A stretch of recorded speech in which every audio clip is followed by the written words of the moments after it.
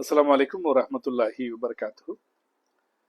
அன்பிற்கினிய இஸ்லாமிய பெருமக்களுக்கு ஒரு முக்கியமான செய்தியை இந்த நேரத்தில் பதிவு செய்தாக வேண்டும் என்பதற்காக இந்த வீடியோவை நான் பதிவிடுகிறேன். அல்ஹம்துலில்லாஹ், ஹிஜ்ரி 1445 ஆண்டுக்கான ஹஜ் நிறைவடைந்து விட்டது. அல்ஹம்துலில்லாஹ் அல்ஹம்துலில்லாஹ் அல்ஹம்துலில்லாஹ். சிறப்பாக நிறைவேற்றுகிற வாய்ப்பு எல்லோருக்கும் கிடைத்தது. அல்லாஹுடைய கிருபையால் ஹஜ் பயணம் செய்திருக்கிற அனைத்து ஹாஜிகளும் அவர்களுடைய வீடுகளுக்கு வெகுமதிகளை அள்ளியவர்களாகவும் நிம்மதிகளை நிறைய பெற்றவர்களாகவும் திரும்ப வேண்டும் என்று அல்லாஹ்விடத்திலே உலக முஸ்லிம் சமுதாயம் துஆ செய்து கொண்டிருக்கிறது.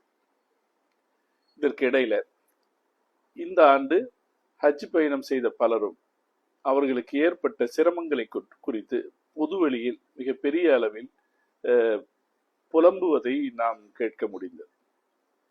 இதற்கு ஒரு தீர்வு கண்டாக வேண்டும் என்கிற ஒரு நோக்கத்திலேயே நான் இந்த பதிவை உங்களிடத்து பதிவு செய்து கொள்கிறேன். சகோதரர்களே, ஹஜ் பயணம் என்பது எப்போதுமே லேசான ஒரு பயணமாக இருந்ததில்லை. அதில் பல கட்டங்களிலும் சிரமங்கள் இருந்திருக்கிறது. காலகாலமாக நம்முடைய முன்னோர்கள் அனுபவித்த சிரமங்கள் என்பது சொல்லி மாளாத சிரமங்களை அனுபவித்திருக்கிறார்கள்.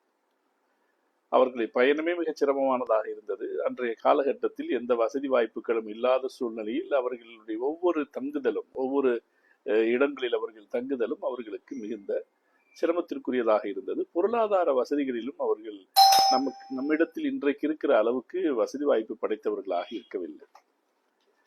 தொழில்நுட்ப வசதிகளும் அந்த அளவில் இருந்தது. ஒரு சில பேர் அவர்கள் காணாமல் போய்விட்டார்கள் என்றால் திரும்ப அவர்கள் ஹஜ் முடிந்த பிறகு ஜித்தாவில் தான் அவர்கள் கண்டுகொள்ளப்படுவார்கள் என்கிற அளவுக்கெல்லாம் முந்தைய காலகட்டத்தில் நிலைமை இருந்தது. மாஷா அல்லாஹ், இன்றைக்கு நிலைமையில் மாற்றம் ஏற்பட்டு ஹஜ் எவ்வளவோ சௌகரியங்களுக்குரியதாக மாறிவிட்ட கால சூழ்நிலையிலும் கூட ஹஜ்ஜில் எப்போதுமே இருப்பது போல சில சிரமங்கள் இருக்கத்தான் செய்யும். இதுல சில சிரமங்கள் இயல்பாக ஒரு பெரிய கூட்டம் கூடுகிற இடத்தில் இயல்பாக இருக்கக்கூடியவை. அதை நம்மில் ஒவ்வொருவரும் தெளிவாக சிந்தித்து புரிந்து கொள்ள வேண்டும். அந்த இயல்பான சிரமங்களை நாம் தாங்கி கொண்டுதான் ஆக வேண்டும்.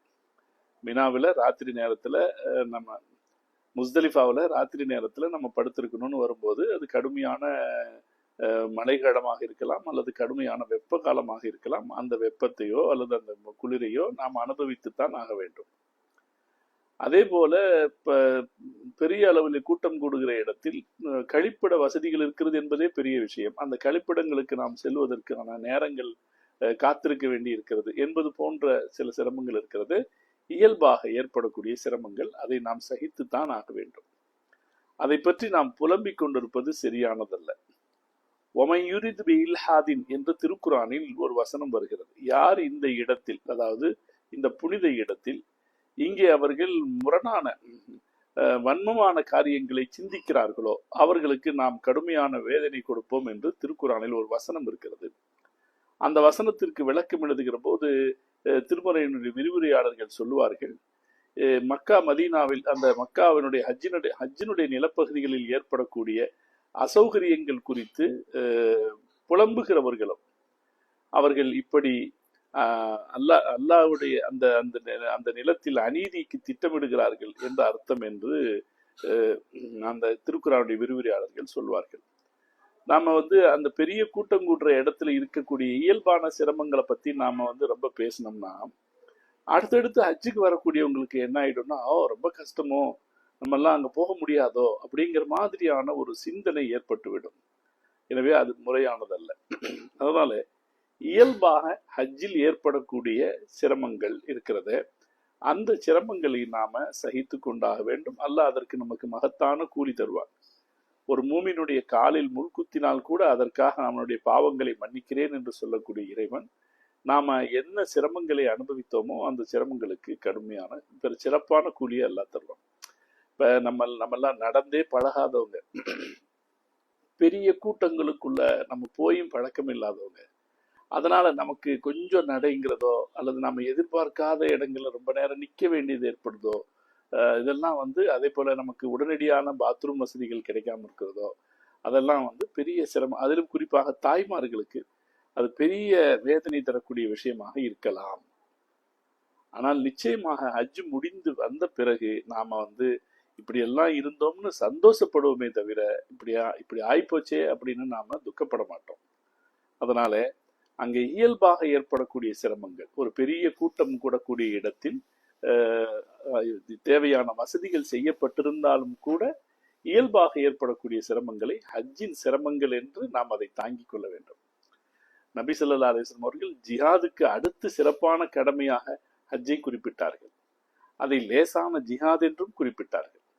பெண்களை பொறுத்த வரைக்கும் அது ஜிஹாது தான் என்று நபி ஸல்லல்லாஹு அலைஹி வஸல்லம் அவர்கள் சொன்னார்கள். இன்றைக்கு அந்த வார்த்தைகளில் இருக்கிற அர்த்தமும் கனமும் நமக்கு புரிகிறது. அது எவ்வளவு பெரிய ஒரு ஜிஹாத் என்பது நமக்கு புரிகிறது. அதனால அதில் இருக்கிற இயல்பான சிரமங்களை நாம் புரிந்து கொள்ளும், நாம பொறுத்து கொண்டாக வேண்டும். அடுத்தது சில சிரமங்கள் நிர்வாக ஏற்பாடுகளால் நடைபெறக்கூடியது. இந்த நிர்வாக ஏற்பாடுகள்ங்கிறது ரெண்டு வகையா இருக்கு. ஒன்று சவுதி அரசாங்கத்தினுடைய நிர்வாக ஏற்பாடுகள். சவுதி அரசாங்கம் முன் எப்போதையும் விட இந்த கொரோனா காலத்திற்கு பிந்தைய ஹஜ்ஜுகளில் அதிகமான கட்டுப்பாடுகளை விதிக்கிறது. கிட்டத்தட்ட ஒரு இராணுவ கட்டுப்பாடுகளை விதிக்கிறது. அந்த கட்டுப்பாடுகள் நம்மை பல இடத்திலும் அதிகம் நடக்க வைக்கின்றன. என்ன செய்யறாங்கன்னே தெரியலையே அப்படின்னு நம்ம புலம்ப வைக்கின்றன. ஏன் இப்படி நடந்துக்கிறாங்க அப்படின்னு நம்மை கொந்தளிக்க வைக்கின்றன. நாம அவங்க அவங்களுடைய கிரௌட் மேனேஜ்மெண்ட், கூட்ட நெரிசலை சமாளித்தல் அப்படிங்கிற அடிப்படையில் அவங்க செய்யறாங்க. அதனால அவங்க செய்யற விஷயத்துல கூட நமக்கு ஏதாவது நாம அவங்க செய்யறத அந்த கூட்ட நெரிசல்ல கட்டுப்படுத்துறதுக்காக அவங்க செய்யறாங்கன்னு புரிஞ்சுக்கணும். இப்போ உதாரணமா ரயில்வே ஸ்டேஷனுக்கு போறாங்கன்னா அதுல ரயில்ல ஏறுறதுக்கு பயணம் பண்றதுக்கே நம்ம கிட்டத்தட்ட ஒரு 1.5 கிலோமீட்டர் நடக்க வேண்டியிருக்கும். அதுவும் ரொம்ப ஸ்லோப்ல நடக்க வேண்டியிருக்கும். அதெல்லாம் நமக்கு அதை நம்ம புரிஞ்சுக்கணும். ஏன்னா அப்படி இல்லாம நீங்க மொத்தமான கூட்டமும் ரயில்ல ஏறி போனா ஒரு ரயில் கூட புறப்பட முடியாது. இந்த தர்த்தீப் இல்லாத போகும்போது நம்ம அந்த ரயில் பயணத்தை முறையாக நடத்த முடியாது. அப்ப அதனால அவங்க அந்த கிரௌட் மேனேஜ்மெண்ட் அப்படிங்கிற வகையில அவங்க செய்யக்கூடிய அந்த ஏற்பாடுகளை நம்ம புரிஞ்சுக்கணும். அதுலயும் கூட இப்போ முஅல்லிம்களுடைய தரப்பிலிருந்து செய்யப்படுகிற ஏற்பாடுகள்ல குறை இருக்குமானால் நான் இதைத்தான் பிரதானமாக இந்த வீடியோவில் நான் உங்களுக்கு சொல்றேன். இப்போ உதாரணமா சில பேருக்கு அரஃபால பஸ்ஸே வரல, அரஃபால சாப்பாடு கிடைக்கல. இதெல்லாம் முஅல்லிம் தரணும்னு கவர்மெண்டோடைய சட்டம் சொல்லுது. ஒரு முஅல்லிம் அதை ஏற்பாடு செய்யல அப்படின்னா அது மாதிரியான குறைகளை, அரசாங்கத்தின் தரப்பில் இருக்கிற குறைகளை, இப்ப சில பகுதிகளை இந்தியர்களுக்கு, இப்ப முஸ்தலிஃபால சில பகுதிகளை இங்கெல்லாம் இந்தியர்கள் போய் தங்கிக்கங்கன்னு ஒதுக்குனாங்க. அப்ப இந்தியர்கள் போய், ஏன்னா இந்தியர்கள் பெரிய அளவில் ஹஜ்ஜிலே பங்கேற்கிறார்கள், அங்க போய் தங்கிக்கங்கன்னு ஒதுக்குனாங்க. ஆனா அந்த இடத்துல டாய்லெட் வசதிகளே இருக்கல, எந்த வசதியும் செய்யப்படாத இடத்துல போய் தங்கிக்கணும்னு ஒதுக்குனாங்க. இப்ப இது மாதிரியான அரசாங்கத்தின் தரப்பில செய்யப்பட்டிருக்கிற ஏற்பாடுகள்ல ஏதாவது நமக்கு குறை இருக்குமானால் நிச்சயமாக நாம் அதை அரசாங்கத்திற்கு எழுதலாம். இந்த முஅல்லிம்னுடைய பேரை குறிப்பிட்டு இவங்க எனக்கு இன்ன வசதி செய்து தரல அப்படின்னு எழுதலாம். நான் இப்போது இந்த வீடியோவை பதிவு செய்வதற்கே என்ன காரணம்னா, ஹாஜி அவருக்கு ஏற்படுகிற சிரமத்தை அந்த நேரத்தில் புலம்பி தீர்க்கிறாரே தவிர தேவையற்ற கடுமையான வார்த்தைகளை பேசுகிறார்கள்.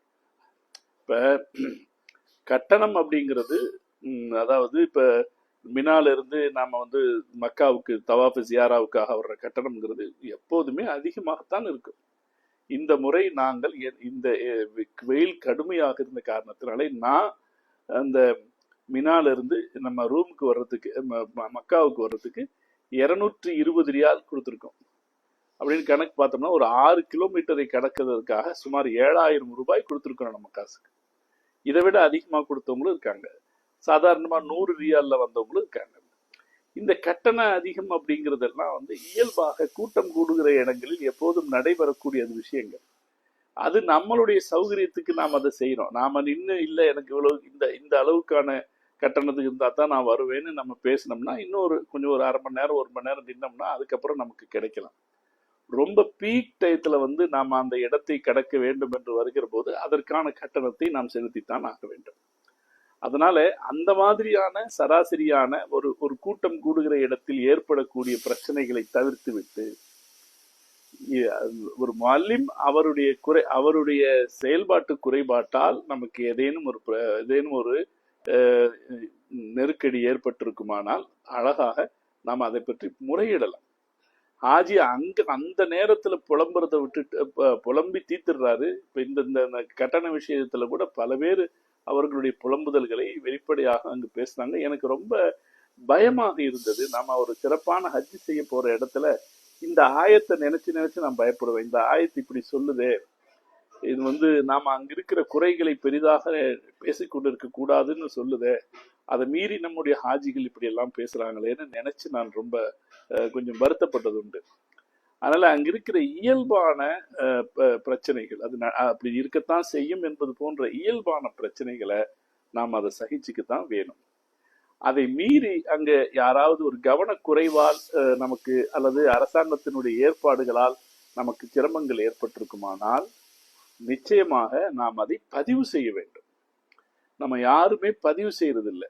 ஒரு இமெயில் அனுப்ப தெரிஞ்சவங்க அழகா ஒரு இமெயில் அனுப்பிடலாம், அரசாங்கத்துக்கு அனுப்பலாம், நம்முடைய சவுதி அரசாங்கத்துக்கு அனுப்பலாம், சவுதியில் இருக்கிற இந்திய தூதரகத்துக்கு அனுப்பலாம், அதே போல நம்ம இந்திய அரசாங்கத்துக்கு நம்ம அனுப்பலாம், ஹஜ் கமிட்டிக்கு நம்ம அனுப்பலாம். அந்த குறைகளை நாம் முறையிட்டால்தான் இதெல்லாம் நம்ம ஹாஜிகளை சங்கடப்படுத்துதுன்னு அவங்க தெரிஞ்சுக்கிறதுக்கு ஒரு வாய்ப்பு ஏற்படும். பெரும்பாலும் எந்த ஹாஜியும் அவர் அங்கிருக்கிற போது பேசுகிறாரே தவிர ஊருக்கு வந்து இறங்கிய பிறகு அவர் அதை பற்றி மறந்து போய் விடுகிறார். நான் இதற்காகவே தான் இந்த பதிவை நான் இப்போது அவசரமாக உங்களோடு பகிர்ந்து கொள்கிறேன். இப்போ ஒரு குறை இருக்கு. இப்போ என்ன இது நமக்கு ஏற்பட்ட கஷ்டம் எதனால் ஏற்பட்டது, அதற்கு காரணம் என்ன அப்படிங்கிறத கொஞ்சம் யோசனை பண்ணி பார்த்து இதுக்கு இது மனித செயல்பாடுகள்ல இன்னது காரணம், இது குறிப்பிடப்பட வேண்டியது, இது சரி செய்யப்பட வேண்டியது. நமக்கு ஏற்பட்ட இந்த கஷ்டம் அடுத்தடுத்து வரக்கூடிய ஹாஜிகளுக்கு ஏற்படக்கூடாதுன்னு நினைச்சா அதை தேர்ந்தெடுத்து அந்த குறையை தேர்ந்தெடுத்து யார் உரியவர்களோ அவர்களிடத்தில் நாம் முறையிட்டு விடுவோம். அதற்கு மேல் அல்லாஹ்வுடைய பொறுப்பு.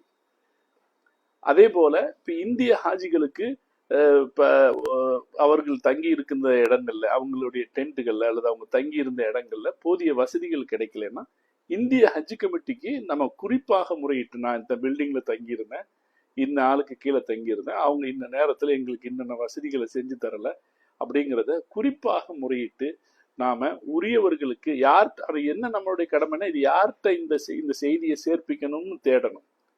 நம்ம அதுல கொஞ்சம் மெனக்கிடணும். நாம நன்மையை நினைச்சோம்னா இது யார்கிட்ட இந்த செய்தியை சேர்ப்பிக்கணும், இந்திய தூதரகத்துக்கு தெரிவிச்சா போதும். இந்திய தூதரகத்துக்கு தெரிவிக்கலாம். அதனுடைய வெப்சைட்ல ஜித்தாவில் இருக்கிற இந்திய தூதரகத்தினுடைய முகவரி தாராளமா கிடைக்கும். அவங்கள்ட்ட தாராளமா நாம தெரிவிக்கலாம், இந்திய தூதரகத்துல தெரிவிக்கலாம். அப்புறம் இந்தியாவில் இருக்கிற இதற்கான மினிஸ்ட்ரி, ஹஜ் மினிஸ்ட்ரி இருக்கிறது, அவர்களிடத்துல நம்ம இந்த தகவலை தெரிவிக்கலாம். ஹஜ் கமிட்டிட்டு கூட தெரிவிக்கலாம். நாம ஒருவேளை ஹஜ் கமிட்டி அவங்களுடைய நடவடிக்கைகள் நமக்கு போதுமானதா இல்லைன்னா தாராளமாக அவங்கள்ட்ட தெரிவிக்கலாம். தெரிவிச்சா தானே நம்மளை ஹாஜிகள் அடுத்த தடவை கேட்பாங்கங்கிற எண்ணம் அவர்களுக்கு வரும். அதனால் என்னுடைய மிக தாழ்மையான வேண்டுகோள் என்னன்னா, ஹஜ் என்பது மிக அற்புதமான ஒரு வணக்கம், ஏராளமான உன்னதமான உணர்வுகளை சுமந்திருக்கிற ஒரு வணக்கம். ஒவ்வொரு மனிதனும் அவன் அல்லாஹ்வுடைய அடியாராக அடிமையாக ஒரு வாழ்ந்து வருகிற ஒரு பெரிய சிறப்பான ஒரு வணக்கம். அந்த வணக்கத்தை நாம இன்னும் அதனுடைய புனிதத்துவம் மாறாமல் நாம் அதை கொண்டு செல்ல வேண்டும். அந்த கடமை ஒவ்வொரு ஹாஜிக்கும் இருக்கிறது. அதனால் அவருக்கு எதில் ஏற்படக்கூடிய சிரமங்கள்ல பொறுத்து கொள்ள வேண்டிய சிரமங்களை பொறுத்து கொண்டாக வேண்டும். அதே நேரத்தில் சீர் செய்யப்பட வேண்டிய சிரமங்களை உரிய முறையில் அதற்கான விடையை நாம் தேடியாக வேண்டும். நாம் அதுல யாரையும் நம்ம குற்றம் குறைகள் சொல்லிக் கொண்டிருப்பதை விட அடுத்து வரக்கூடிய ஹாஜிகளுக்கு இத்தகைய சிக்கல்கள் ஏற்படக்கூடாது என்கிற நல்லெண்ணத்தில் நாம அதற்கு உரிய நபர்களை தேடி அதற்குரிய குறைகளை நாம் பதிவு செய்தாக வேண்டும். அதுதான் சிறப்பானது. அதனால நம்ம யாருக்கு இதற்கான புகார்களை சொல்லலாம்னு தேடி எடுத்து அவங்களுக்கு அந்த புகாரை ஒரு கடிதமாக அனுப்பலாம், இமெயில் செய்யலாம், வாட்ஸ்அப்பில் அனுப்பலாம். அப்படி செய்யும் போது கட்டாயமாக இன்ஷா அல்லாஹ் அடுத்தடுத்த வருஷங்கள்ல சிறப்பா இருக்கும். நம்மளுடைய கோபத்தை விட, நமக்கு ஏற்பட்ட வழியை விட இனி வரக்கூடிய காலங்களில் இந்த குறைகள் சீர் செய்யப்பட வேண்டும் என்கிற எண்ணத்தில் நாம் அந்த தகவல்களை பதிவு செய்யும் போது நிச்சயம் உபகாரமானதாக இருக்கும். அல்லாஹு தாலா போதுமானவன். அல்லாஹு தாலா இந்த ஆண்டு ஹஜ்ஜை கடுமையான ஒரு வெயில் காலத்தில் இருந்த போதும் அதனால் சில இழப்புகள் ஏற்பட்ட போதும் மிகப்பெரிய பாதிப்புகள் எதுவும் இல்லாமல் அல்லாஹ் இந்த ஆண்டு ஹஜ்ஜை பாதுகாப்பான ஹஜ்ஜாக அமைத்திருக்கிறான். அதே போல ஹஜ்ஜிகள் பல பேரும் இன்னும் அங்கே மக்கா மாநகரத்திலும் மதீனா நகரத்திலும் அவர்களுடைய இந்த புனித கடமைகளை நிறைவேற்றி கொண்டிருக்கிறார்கள். அனைவரும் அவர்களுடைய வீடுகளுக்கு நன்மைகளை அள்ளி கொண்டவர்களாகவும் நிம்மதியானவர்களாகவும் அந்த ஹஜ்ஜினுடைய உணர்வுகளை பெற்றவர்களாகவும் திரும்ப எல்லாம் வல்ல இல்ல இறைவன் தௌஃபிக் செய்தல் புரிவானாக. மீண்டும் மீண்டும் அந்த புனித நிலத்தில் வசிக்கிற வாய்ப்பை அல்லாஹ் நம்மில் பலருக்கும் நம் அனைவருக்கும் நல்லா தந்தல் புரிவானாக என்று துஆ செய்து நிறைகிறேன். அஸ்ஸலாமு அலைக்கும் வரஹ்மத்துல்லாஹி வபரகாத்துஹு.